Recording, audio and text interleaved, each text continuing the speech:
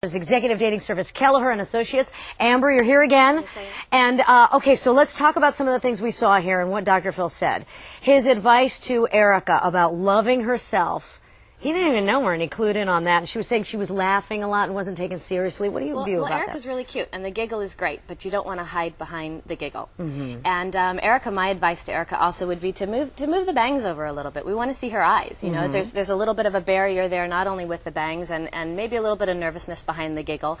And I'm on the same page as Dr. Phil with Sherman. Sherman does need to stay home. I mean, the dog is adorable, but if you're out and you're looking to meet someone and you're at a party with your friends and you don't meet an individual at the event, it's fine because Sherman's in the car and Sherman's waiting for you. So you don't want to have a reason for it to be okay that you're not meeting someone. And so the dog definitely has to stay home. Now with Cordetta, he focused a lot about the height because she seemed to kind of say that was an issue about being tall, and he's like, don't let that get in the way. I have a question, and I've had single people ask me this a lot. They go out on a date, and let's say physically the guy's too short, or he doesn't click for some reason.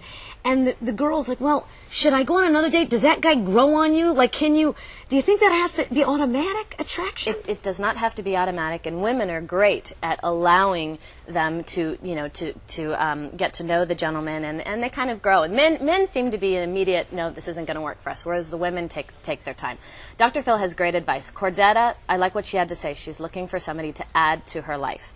And that's a common factor that we find with the clients that we work with. Yeah. They are very successful in their field. They have accomplished a lot. They have gotten to the top of their field, and they're looking for somebody to share that with, somebody that they can add or enhance their life. And as far as with Erica, Dr. Phil is right. It is a game in some respects, but it's very serious.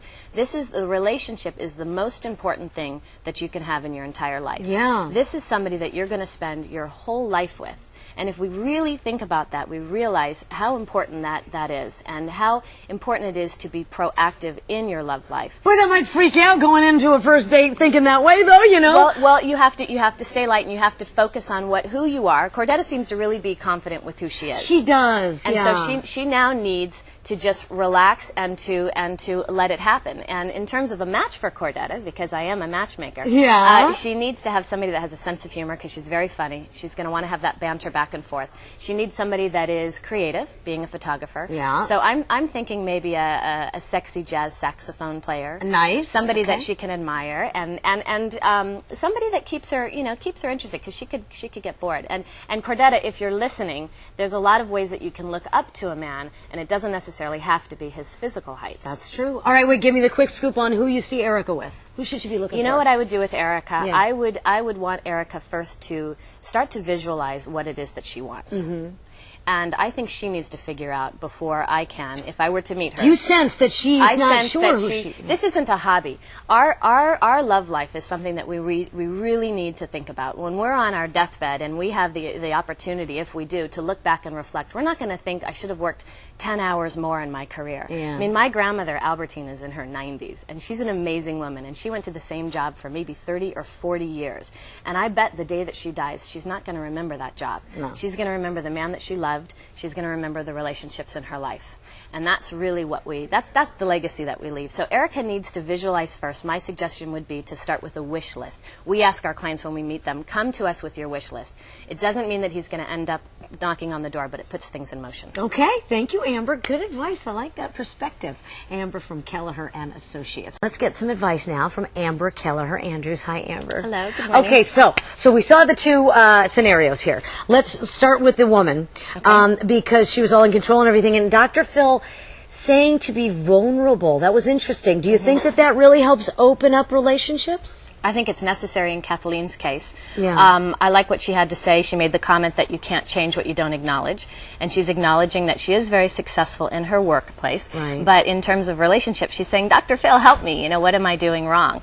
And the reason why we all love Dr. Phil so much is because he's right on the money. Yeah. She needs to show her vulnerable side, and she needs to give it a voice. So my suggestion to Kathleen would be to have a weekend where she just devotes to herself. Do a girl's day out. Mm-hmm. get a makeover, change the way she styles her hair, buy something that she wouldn't normally picture herself in, get a sexy romantic pair of shoes, and have a nice massage, and get a sense of what it feels like to be sensual, to be sexy, and to hear that feminine voice inside of her and identify with that, and then you can give it a voice. But the vulnerable thing, I'm wondering in general, do you see a lot of people, especially on dates, they don't want to look, you know, insecure or vulnerable, and maybe that somehow does stop a connection.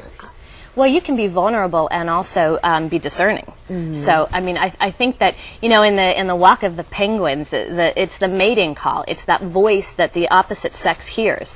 And I think she needs to discover what that voice is, because she needs to identify with that person before she can, you know, find that voice. And that's what she's going to communicate to the other Why does she need a man? Yeah, because like right now she's like, you look at you don't need a man, you know. Yeah, in the workplace we have an armor up, you know, we're powerful and we take charge, and relationships are of the heart.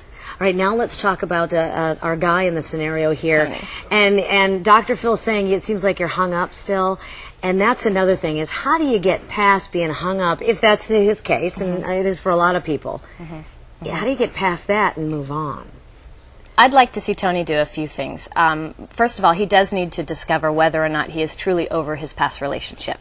And he owes it to himself to find out. So he does need to investigate. Dr. Phil said do an autopsy of your, you know, find out. He was a player in this relationship, was he not? And he's kind of like, I don't know. And she he woke says, up, yeah, you wake up, you roll over, and you get kicked clue. out of bed. You have to go with that. And you don't have to go with that. You need to take charge. You need to say, what am I doing wrong? Do I want to be in this relationship? And if so, how do I stay in this relationship? I'd like to see Tony bring the same amount of fire that he has on the soccer field into the arena of relationships. He's got one foot in the game and 1 foot on the sidelines. And I want to see him put both into action. Yeah, I think you're right on there. You and Dr. Phil spot on. All right, Amber, thanks a lot.